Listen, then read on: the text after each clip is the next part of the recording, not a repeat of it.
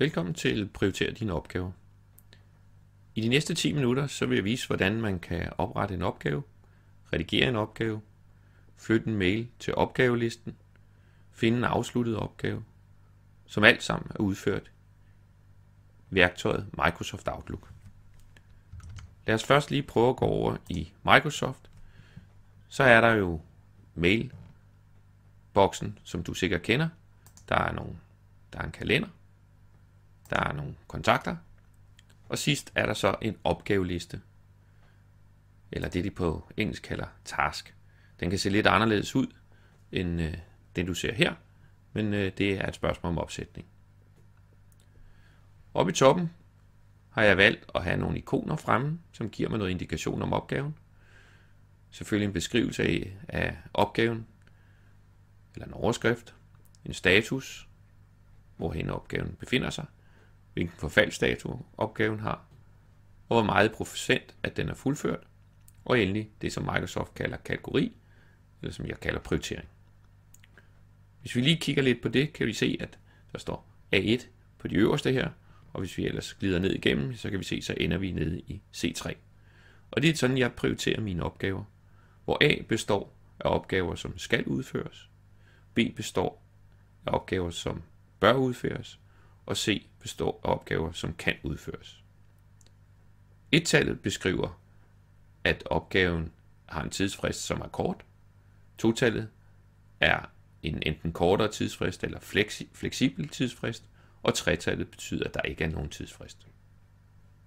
Så her har I en oversigt over de opgaver, jeg har i gang. I kan se, at nogle af dem er røde, og det betyder, at de simpelthen er overskredet forfaldsdatoen. Så enten så skal jeg jo se at komme i gang med de opgaver, eller også så skal jeg ændre datoen. Jeg kunne tage sådan en som den her, så klik på den og sige, om den er måske ikke så vigtig mere, eller jeg vil i hvert fald fjerne forfaldsdatoen, så jeg sætter den til i overmorgen og gemmer, og så vil I se, nu ændrer den sig til sort, og så står den altså ikke og minder mig om, at den her opgave faktisk skulle være udført. Hvis vi prøver at lave en opgave helt fra starten, så går vi op her i venstre hjørne, hvor der står en ny opgave. Klikker på den. Og så kan vi skrive et eller andet med FU på liste.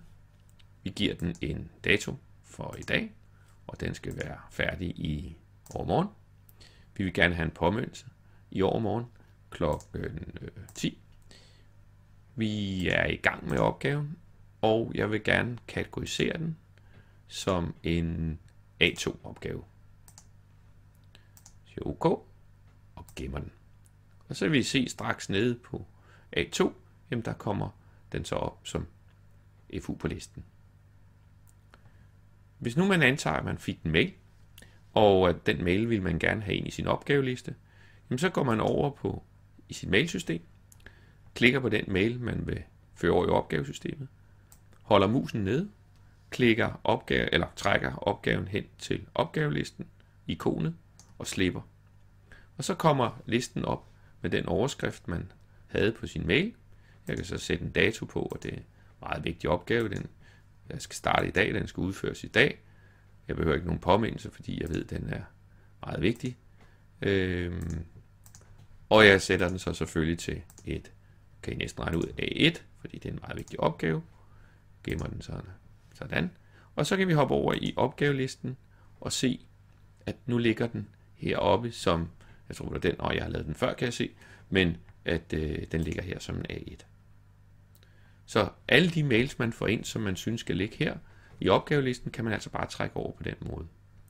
Hvis jeg nu fandt ud af, at den her opgave var faktisk ikke mig, der skulle udføre den, men en af mine kollegaer, så kan jeg klikke på opgaven, og så kan jeg gå op i toppen her og sige tildel opgaven.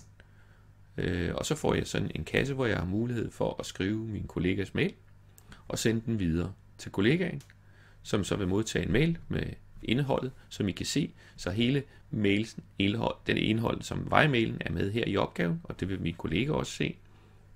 Og jeg vil så også få en indikation, når min kollega har udført opgaven.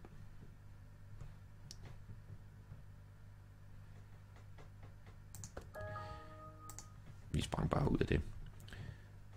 Hvis man er over i ens kalender, så kan man også sætte systemet op således, at man har sin opgaveliste over i højre side. Så hele tiden kan man se, hvad er det for nogle opgaver, der ligger herover, som jeg skulle have udført. Så hvis jeg skulle, hvad var det, vi havde lavet oprettet til på den mail, jeg lige førte fra, så kan jeg bare klikke på den, så kommer den frem. Så man behøver ikke at være over i opgavesystemet for at kigge på sin liste over, eller have den liste over opgaverne. Oppe i toppen her kan I se, at jeg har klikket på det ikon, der hedder aktiv. Det vil sige, at alle de opgaver, jeg har, det er de opgaver, der ikke er fuldført eller udført endnu.